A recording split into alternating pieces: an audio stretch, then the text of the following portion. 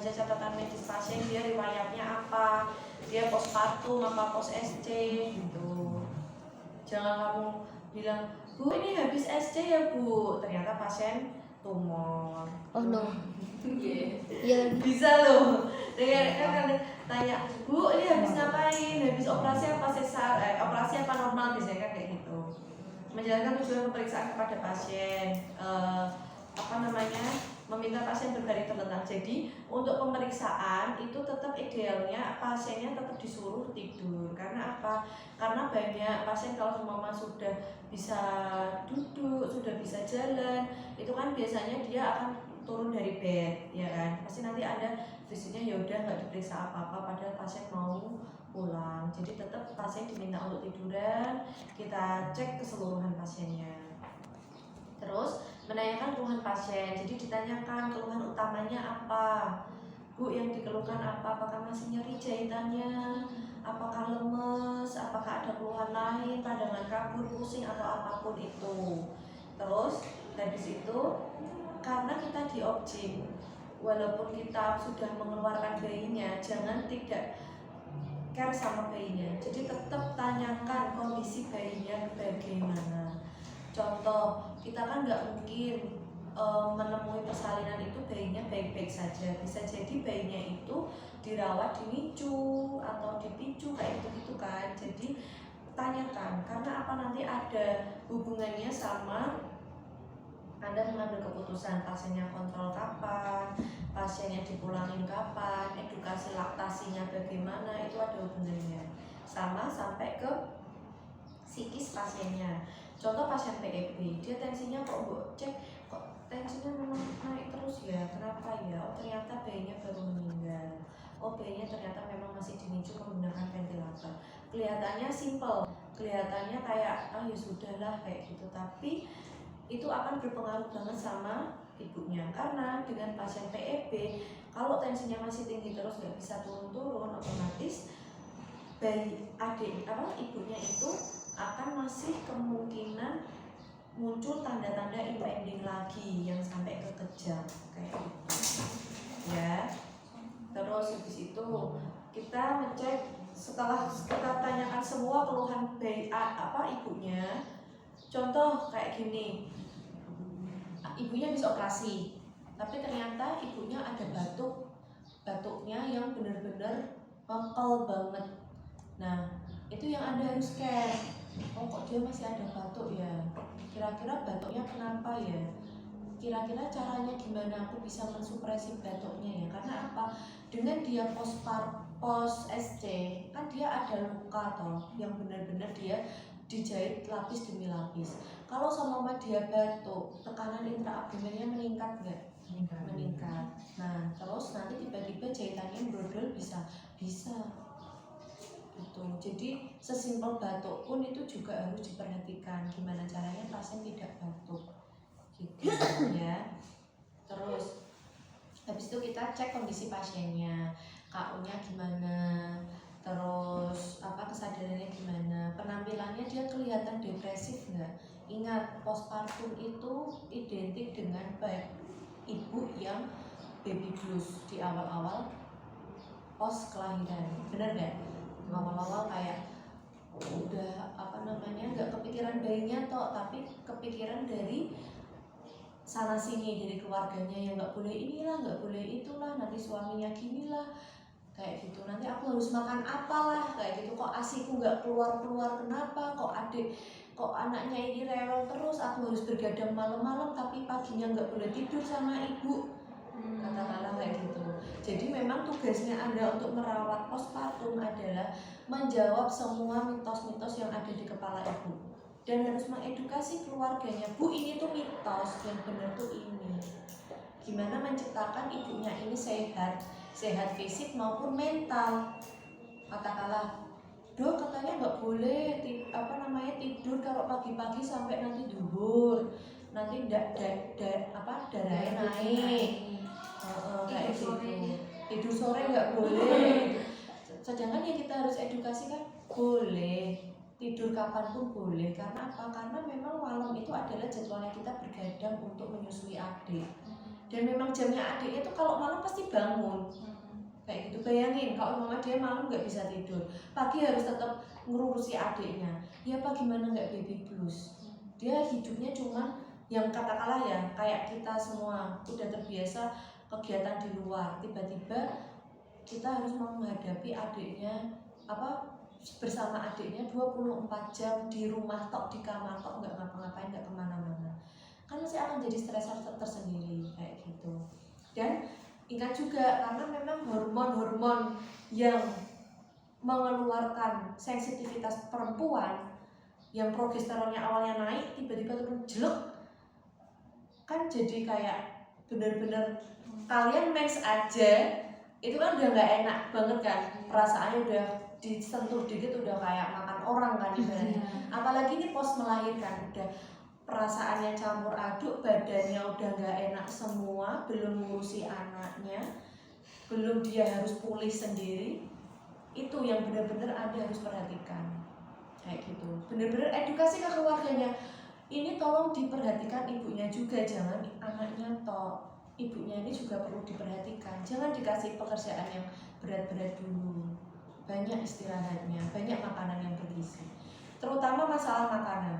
Harus nyirek, nggak boleh makan ikan, nggak boleh makan daging, nggak boleh makan telur, nanti nggak UKF basah, bikin gatel-gatel.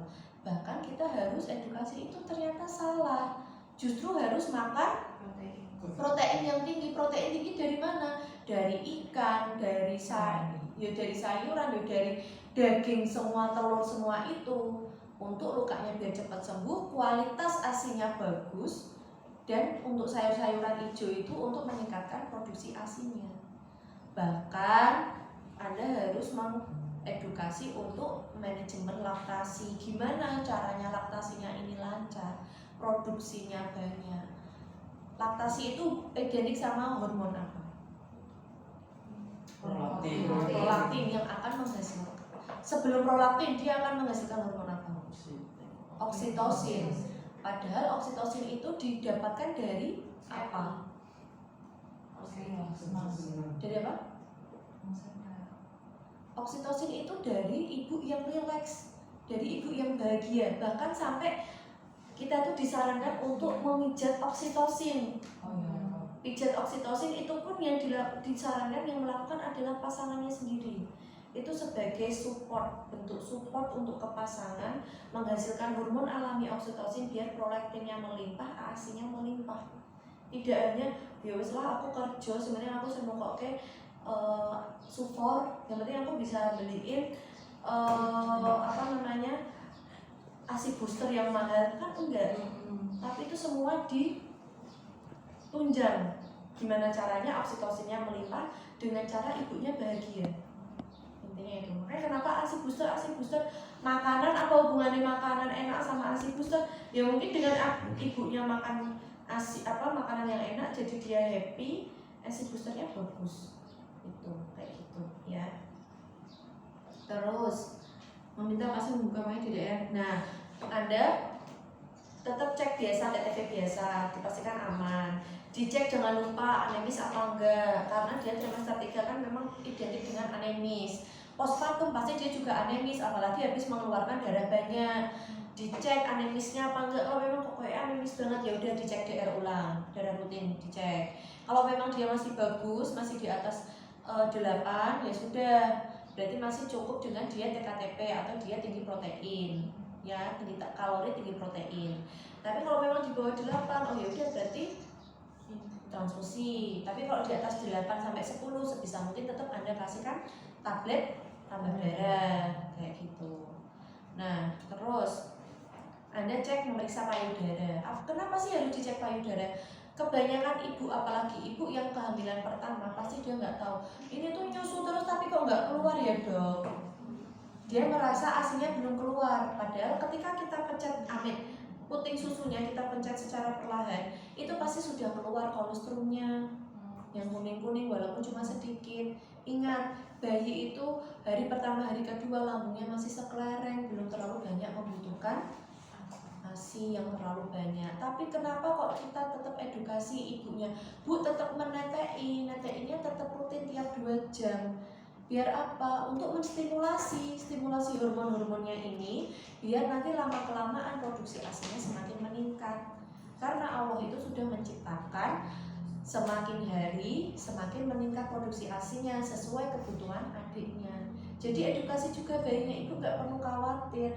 Ibu ini bayinya masih kecil, lambungnya masih sekelereng, belum terlalu perlu banyak ASI, tapi tetap harus ditetein untuk menstimulasi. Ibu belajar netein, adiknya juga belajar menyusu. Karena adik pas awal-awal keluar itu dia juga belum bisa netek, dia masih bingung nih sebenarnya cara menyusuin yang enak ini posisinya gimana. Dia juga belajar, ibunya juga belajar. Jangan anggap ibu itu juga, apalagi pertama menyusui ya, tiba-tiba ngerasain sakit sampai yang putingnya lecet setiap adiknya pertama itu kan lidahnya kayak kasar deh. Sakit deh, bener sakit, nggak bohong. Yang nggak sampai lecet aja itu sakit, apalagi yang sampai lecet, sampai kadang ada yang beberapa berdarah. Nek di logika bayi ini belum ada gigi kok sampai bikin lecet, itu sakitnya minta ampun. Sampai membuat kayak ibu itu, duh males mau nyusuin lagi. Itu ada rasa males, itu real. Makanya kenapa faktor psikisnya itu sangat berpengaruh yang postpartum. Dia cuma senang tuh cuma di VK, ibaratnya di VK. Oh, alhamdulillah adikku lahir sehat, proses persalinannya lancar, udah bersih jahit selesai. Tapi setelah itu tuh lebih menyakitkan, ibaratnya menyakitkan lebih ke ibunya seperti itu.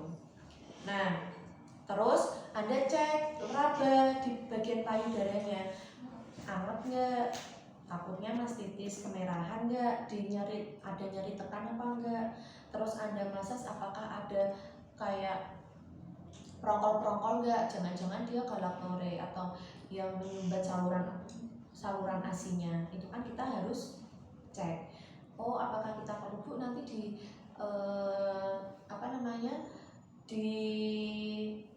dikompres pakai air hangat ya Bu, biar untuk menunjang saluran ASINya ini lebih lancar, ibunya juga lebih rileks untuk menurunkan inflamasinya seperti itu, gitu ya. Terus habis itu memeriksa abdomen, ini penting ya Dek. Yang Anda periksa yang cari apa? Tinggi fundus uteri. Apakah fundus uterinya ini dia udah nurun? Apa jangan-jangan malah masih di atas umbilikus? Kalau di atas umbilikus kan berarti Anda harus pertanyaan, apakah masih ada sisa di dalamnya? Apakah ada yang masih tertinggal apapun itu? Terus kontraksinya bagus apa enggak? Harusnya masih bagus.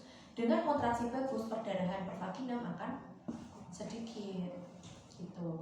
Selain dicek perutnya, Anda cek celananya, pengeluaran pervaginamnya, dia apakah darahnya masih banyak, apakah lokea muda, atau mungkin sampai sambuta, atau mungkin ada tanda-tanda infeksi seperti itu. Kita harus tetap selalu cek. Makanya kalau kita visit itu mesti kita cek tinggi fundus uteri sama dicek pembalutnya. Terus dicek, kita tekan fundus uterinya masih ada darah keluar aktif apa enggak gitu. Terus ini untuk pada persalinan sesio-sesaria kita harus ngecek luka operasinya setiap 2 hari sekali. Jangan males-malesan untuk membuka perbannya. Dicek, oh itu kemerahan enggak, ada luka yang buka apa enggak, ada rembesan apa enggak. Kita pencet-pencet sekitaran luka operasi itu, ada rembesan yang keluar apa enggak. Kalau ada, berarti Anda kan harus menambahkan diagnosis apa, ILO atau IDO. Otomatis menambahkan terapi juga, mau kasih antibiotik apa enggak gitu. Paham ya sampai sini ya? Nah, terus kalau semua yang partus biasa gimana Dok? Dia tetap dicek luka episiotomi jahitmu gimana. Nggak semua episiotomi itu luka jahitnya bagus loh, apalagi kalau grade-nya yang udah tinggi, udah grade 3 atau grade 4 bahkan itu banyak yang tidak jadi. Makanya harus kita selalu cek gitu ya. Terus ada perdarahan pervaginam, luka jahitan episiotomi, kebersihan daerah perineum, lokia, sama ini penting, adakah hemoroid apa enggak. Ya kan? Karena dia pas waktu di kala 2 Anda benar-benar ngeden banget, menyebabkan tekanan yang ada di sphincter aninya ini juga akan meningkat, bisa menyebabkan hemoroid. Banyak yang habis melahirkan langsung jadi hemoroid, bisa kayak gitu. Terus di pemeriksaan proses laktasi, cuci tangan dengan air mengalir, memperhatikan apakah ibu dapat menyusui. Jadi coba minta ibunya untuk mempraktekkan, Bu, jenengan kalau menyusui gimana? Kalau memang belum benar, benarkan caranya. Bisa duduk, bisa tidur. Kalau bisa tidur, adiknya kan mesti otomatis belum bisa miring sendiri toh, ya kita iringkan. Pancarkan dengan puting susu ibu. Habis itu pastikan selama menyusui yang penting hidungnya ini tidak tersumbat dengan benda apapun termasuk payudara ibunya sendiri. Karena orang yang menyusui itu pasti ngantuk. Akhirnya ibunya tidur, adiknya tidur, ibunya pasti ikut tidur. Karena dengan proses menyusui itu membuat ibu itu semakin rileks, makanya kayak ya udah mesti akan ketiduran gitu loh. Pastikan hidungnya ini tidak tersumbat. Kalau semua mau dibedong boleh dibedong, tapi jangan terlalu raket. Dan bedongnya jangan sampai menyebabkan bedong yang menutupi jalan nafas. Kayak gitu. Terus kalau semua duduk, ya udah berarti ibu didudukkan. Kalau bisa yang bagian bawah ini tetap bisa napak, kakinya tuh napak biar tidak gemantung. Posisi ergonomisnya tuh kayak gitu deh. Terus menggantung gitu loh. Kan biasanya ada beberapa kaki yang kursi yang tinggi gitu kan. Ibunya kayak gini, jadi nggak napak gitu loh. Kalau bisa tuh napak. Kalau mama gemantung ya pakai dengklek, Bu, dipakai dengklek. Soalnya apa, biar aliran cairannya tuh nggak yang langsung ke bawah tapi nggak bisa balik gitu loh deh. Karena kebanyakan postpartum tuh malah gitu deh. Nggak ada PEB, nggak ada apa-apa, tapi ngumpul cairannya di bawah jadi edem. Kayak gitu. Jadi nanti posisinya gimana? Posisinya harus sejajar di di pangku, dipegang, posisinya sejajar, dipasing.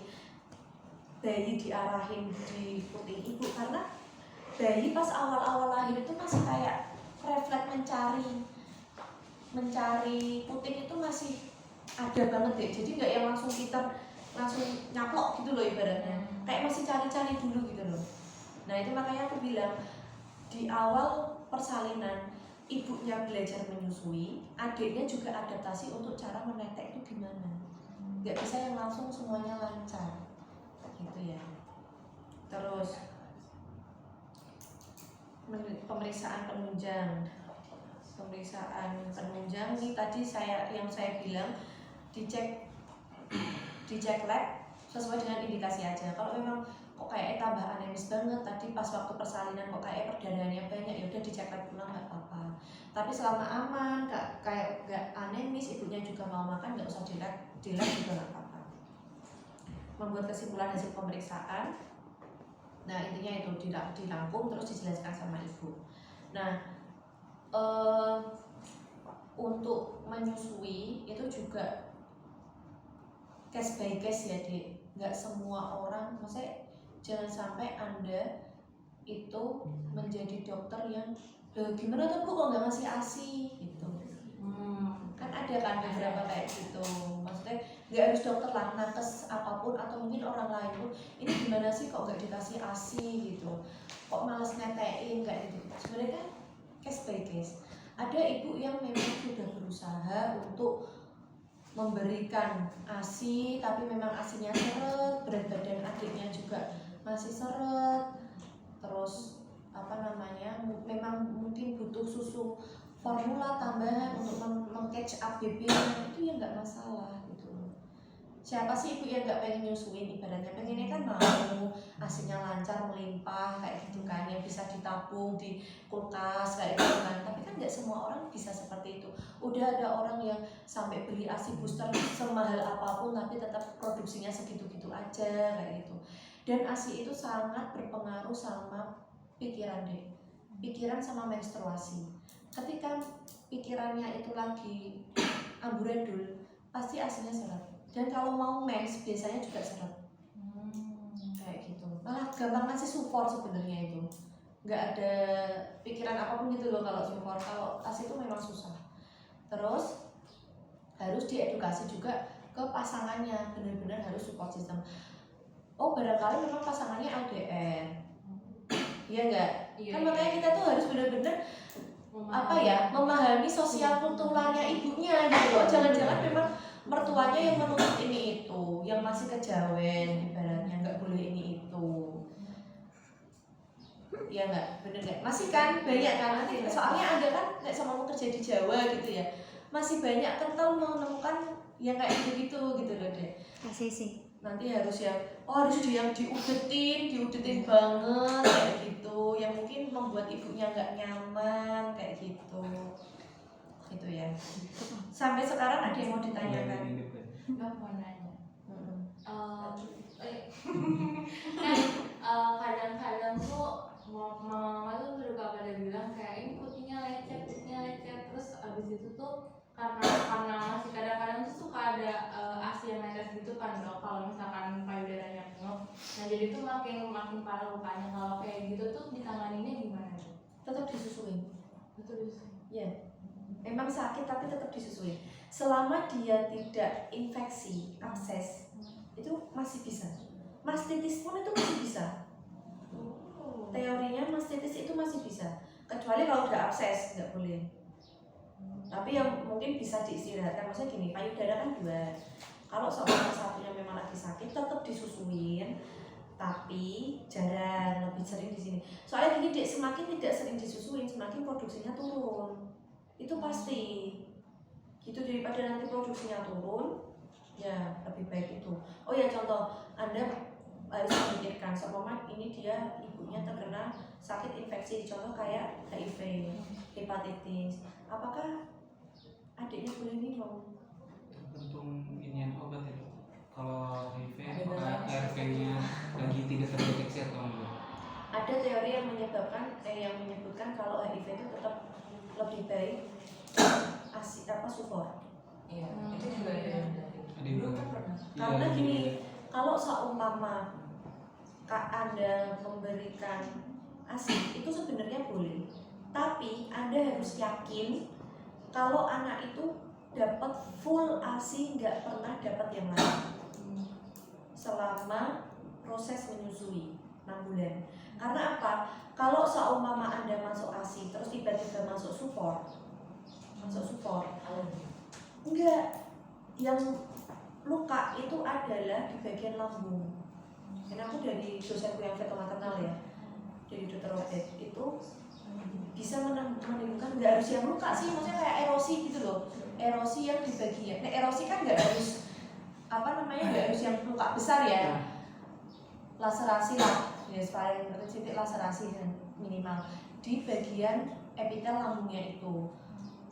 Selama terjadi itu, otomatis dia ada pot di entry untuk bisa masuk virus HIV-nya. Lebih ke itu alasannya tuh, bukan yang karena ibunya HIV terus, itu enggak, karena alasannya itu memang tidak boleh, tapi alasannya itu. Tapi kalau Anda yakin ibunya ini bisa yakin, kan maksudnya kita ke depannya nggak tahu ya deh, oh dia ini orangnya nanti bisa ASINya lancar dan nggak akan support apa enggak, makanya tetap diambil keputusan lebih baik support aja daripada nggak yakin. Tapi di sisi lain kita tidak boleh melarang hak ibu untuk memberikan ASI. Gimana pun ASI itu adalah hak setiap anak. Atau mungkin Anda harus memikirkan, Bu, apa mau ASI donor aja kalau memang tetap masih mau ASI. Dok, kayaknya ASI donor itu susah, Dok. Saya nanti takut juga kalau ada saudara persusuan dan lain-lain. Ya sudah, berarti memang diikhlaskan untuk menggunakan susu. Yang kayak metal nipple clamp itu sebenarnya berfungsi atau enggak sih, Dok? Boleh, nggak apa-apa. Dipakai itu nggak apa-apa. Iya, jadi tuh ada kayak silver gitu terus nanti taruh dimasukkan. Tapi kalau seumpama HIV, katakanlah Anda mau ngasih solusi itu ke pasien Anda yang HIV itu, ya alasannya tadi bukan di putingnya yang lecet, tapi alasannya lebih ke gastronya gitu. sih.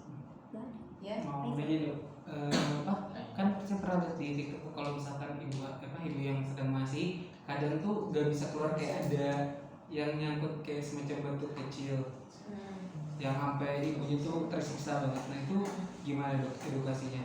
Yang kayak pelak apa gitu? Nek, saya dulu pernah baca masalah metode ASI itu ya. Gini, ASI itu permasalahannya macam-macam ya dek. Makanya tuh sampai sekarang kita tuh ada yang namanya dokter khusus konselor ASI. Ya, itu ada sertifikatnya sendiri. Ibaratnya kayak ada velumnya sendiri. Kalau Anda kerja di kota yang kemungkinan ada konselor laktasi, itu mending Anda sarankan ke dokter konselor laktasi. Karena tidak semua dokter itu bisa untuk mengedukasi mengatasi permasalahan ASI. Contoh, ada orang yang tiba-tiba harus kerja, terus habis itu anaknya awalnya masih bisa ASI ibunya plus bisa botol. Lama-lama anaknya bingung puting. Tahu kan istilah bingung puting? Maksudnya kalau ketika dia di botol itu kan refleks ngenyapnya dia tidak terlalu kuat. Udah terbiasa di botol terus di ibunya jadi nggak bisa ngenyot, itu namanya bingung puting. Nah sesimpel itu aja kan nggak semua orang tahu kan. Nah itu ada triknya sendiri juga. Memang ibunya mau diedukasi untuk ya wis pasrah aja full pompa, atau memang masih dicoba untuk itu. Kalau masalah kayak gitu itu bisa dipakai kompres, terus itu kan namanya galactokel ya, yang ada itu yang menyumbat itu namanya kan galactokel. Itu ada teknik khusus untuk memijatnya dek, untuk melancarkan asinya, terus harus pakai air hangat gitu. Itu ada tekniknya. Makanya aku jadi kamu ini aku menjelaskan secara aplikatif aja ya. Nek memang Anda bukan konselor laktasi, sarankan untuk ke konselor laktasi. Tapi kalau Anda nanti memang pengen ambil bagian konselor laktasi, ya nggak apa-apa, Anda bisa nanti Anda sendiri. Pun SPOG pun tuh kadang nggak bisa nanganin sendiri-sendiri gitu loh. Pasti akan tahu klinik itu nggak di Solo yang mesti kan ada konselor laktasinya kan. Pasti SPOG-nya Bu ke konselor laktasi ya. Untuk kalau memang ibunya ingin benar-benar masih menyusui. Solo Peduli. Nggak ya? Solo Peduli ada banyak kok klinik-klinik yang ada konselor laktasi. Iya. Pokoknya kayak gitu tuh apa ya dek? Banyak banget permasalahan. Sampai ada yang namanya power pumping. Aku sudah belajar semua ya, udah tak lakuin semua. Power pumping itu kamu harus nge-pumping per 2 jam, padahal kamu setiap sekali pumping tuh enggaknya kamu 1 jam. Jadi kamu cuma punya waktu 1 jam istirahat selama 24 jam. Capek, bener capek. Aku dulu tuh kayak ngerasain ya Allah isinya cuma pumping. Kayak jadi rasanya tuh kayak jadi sapi perah memang. Makan, habis itu pumping lagi, haus lagi, makan, minum lagi, kayak gitu. Tapi takut gak punya anak dong? Ya enggak sih, enggak harus takut sih. Karena berkahnya punya anak tuh lebih banyak daripada perjuangan. Kenapa nggak cowok aja ya dok yang hamil? Kenapa harus cewek? Atau cewek hamil cowok nyusui gitu? Nah ya. Betul, setuju. Lah ya makanya kenapa perempuan itu sebenarnya tidak diwajibkan untuk bekerja kan? Oh. Karena itu cuy. Iya kan? Karena dia bisa fokus sama anaknya. Gitu. Terus jangan remehkan baby blues. Ya. Karena bener deh aku dulu ngerasain ya di hari pertama, hari kedua tuh kok jadi kehidupanku tuh cuma buat anak. Awalnya itu aku seneng ada anakku tuh kayak jadi apaan sih ini orang nangis terus kayak aku harus hamil. Itu tuh bener ada loh deh, bener ada. Jadi jangan kamu cemooh orang yang sedang baby blues. Iya. Apalagi sampai postpartum depression, itu benar-benar harus kamu perhatikan. Mamaku yang hamil melahirkan, aku yang kena baby blues. Iya, memang gitu. Apalagi kok pas suaminya lagi nggak serumah gitu. Itu tuh pasti udah yang ya negatif thinking terus lah. Berarti kayak gitu. Berarti harus punya suami sama mertua yang kooperatif kan dok? Betul. Oh, baik kalau mertuanya mertuanya kayak Suami yang dapat suami dan mertua yang gak rese. Tuh ada yang ngeliatin tuh. Halo Markling. Dari Gitu mak. ya dek. Oke. Untuk materi ini ada yang mau ditanya lagi? Sebenarnya banyak sih dek materi yang mau dibahas. Maksudnya masalah bilang ini ya. Tapi ya intinya itu Anda cek postpartumnya, laktasinya, kondisi adiknya. Contoh adiknya ternyata dilawat di NICU atau pas waktu perawatan ibunya tiba-tiba mendengarkan kabar kalau adiknya meninggal kayak gitu. Kan itu akan ngaruh banget ke psikisnya. Adiknya di NICU, ibunya dok gimana dok, saya belum bisa netein adiknya masih di sana, terus nanti kalau saya pulang gimana. Sesimpel itu biasanya ibunya tuh nggak paham loh deh. Makanya Anda harus edukasi untuk dipompa, asinya dipompa. Edukasi bu, kalau semua kebanyakan pasienmu tuh nggak akan itu loh deh, bisa jadi nggak ada uang loh.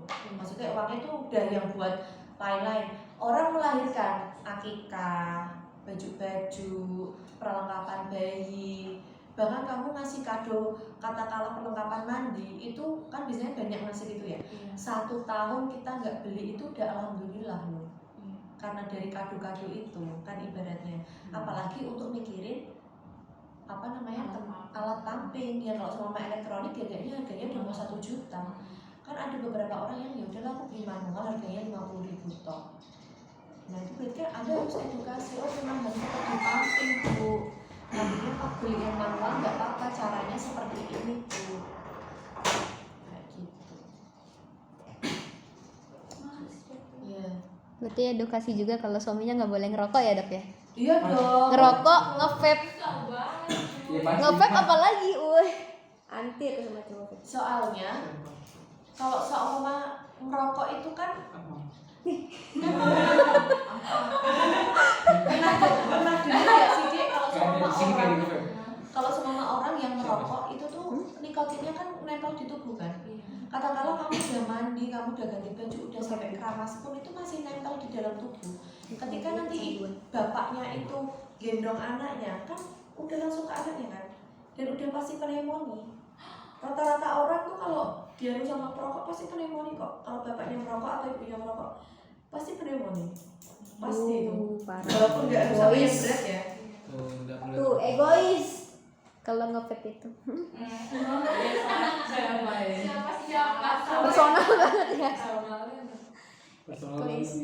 Egois. Tuh.